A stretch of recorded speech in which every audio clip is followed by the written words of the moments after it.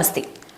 രാവിലെ മുതൽ ഉച്ചയ്ക്ക് പോലീസ് റെയ്ഡിന് വരുമ്പോഴേക്കും ഉപയോഗിച്ച കഞ്ചാവിൽ വെറും 6 ഗ്രാം മാത്രം ബാക്കിയാക്കിയ യുവാവിനെ കേരള ചെഗ്വേരയാക്കി ഇടത് സർക്കാർ ആനയിച്ചുകൊണ്ട് നടന്നത് നാം കണ്ടു.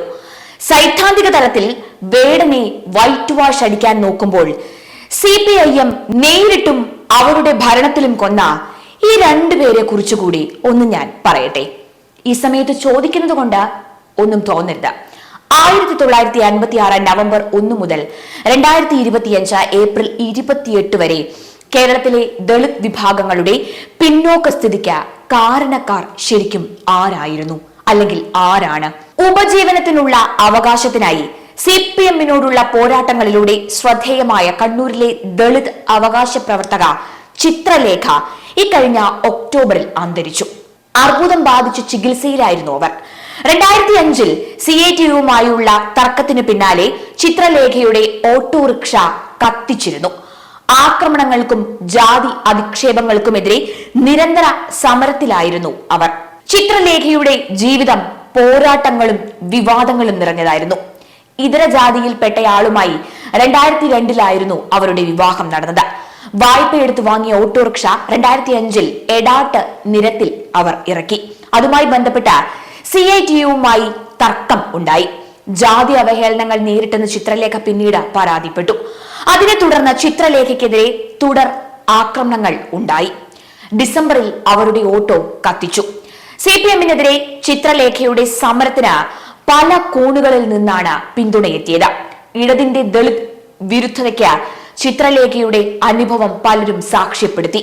സംഭാവനകൾ കൊണ്ടുവാങ്ങിയ ഓട്ടോറിക്ഷയ്ക്ക് മയിൽ അമ്മ എന്ന ചിത്രലേഖ പേരിട്ടു. ഊരുവിലക്കുൾപ്പെടെ പിന്നീട് അവർക്കുണ്ടായി. നീണ്ട സമരത്തിനൊടുവിൽ 2015 അവർക്ക് ഭൂമിയും വീട് വെക്കാൻ ധനസഹായവും ഉമ്മൻചാണ്ടി സർക്കാർ അനുവദിക്കുകയുണ്ടായി. എന്നാൽ ഇടതു സർക്കാർ അധികാരത്തിൽ വന്നപ്പോൾ കഥ മാറി. മുൻ സർക്കാർ അനുവദിച്ച ഭൂമിയും വീട് വെക്കാൻ ധനസഹായ തീരുമാനവും റദ്ദാക്കുകയായിരുന്നു. വീണ്ടും അവരുടെ വീട്ടുമുറ്റത്തെ ഓട്ടോറിക്ഷ കത്തിച്ചു. ജീവിക്കാൻ പാടുപെടുന്നതിനിടെയായിരുന്നു പാൻക്രിയാസിൽ അർബുദ ബാധ അവർക്ക് ഉണ്ടായത്. ജാതി പറഞ്ഞും വഴിയടച്ചും കയ്യൂക്കുകൊണ്ടും ആട്ടിയവർക്ക് മുന്നിൽ തോൽക്കാതിരുന്ന ചിത്രലേഖ 48-ാം വയസ്സിൽ മരണത്തോട് പൊരുതുവാൻ കഴിയാതെ കീഴടങ്ങുകയായിരുന്നു. പോരാട്ടം അവസാനിപ്പിച്ച ചിത്രലേഖ അങ്ങനെ വിടവാങ്ങി. ആ അന്ത്യം അർബുദബാധയെ തുടർന്ന് അവരുടെ 48-ാം വയസ്സിലും. 2004 ഓട്ടോ ഓടിക്കുന്നതുമായി ബന്ധപ്പെട്ട CATU-വുമായി തർക്കങ്ങൾ ഉണ്ടായിരുന്നു. 2005 2023 ചിത്രലേഖയുടെ ഓട്ടോറിക്ഷയ്ക്ക് തീയും ഇട്ടിരുന്നു. ഇനി വാടാനപ്പള്ളി ഏങ്ങണ്ടിയൂർ സ്വദേശിയായ വിനായകൻ എന്ന ദളിത് യുവാവിനെ സുഹൃത്തായ പെൺകുട്ടിക്കൊപ്പം സംസാരിച്ചു നിൽക്കുമ്പോൾ വിനായകനെയും മറ്റു സുഹൃത്തുക്കളെയും പോലീസ് കസ്റ്റഡിയിലെടുത്ത ഒരു സംഭവമുണ്ടായി.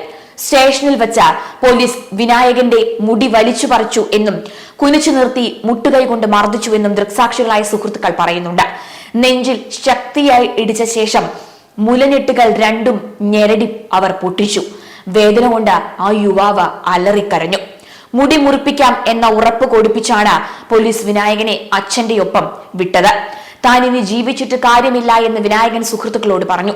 ജൂലൈ 18 19-കാരനായ വിനായകൻ വീട്ടിലെ മുറിയിൽ അവന്റെ ജീവൻ ഒടുക്കി.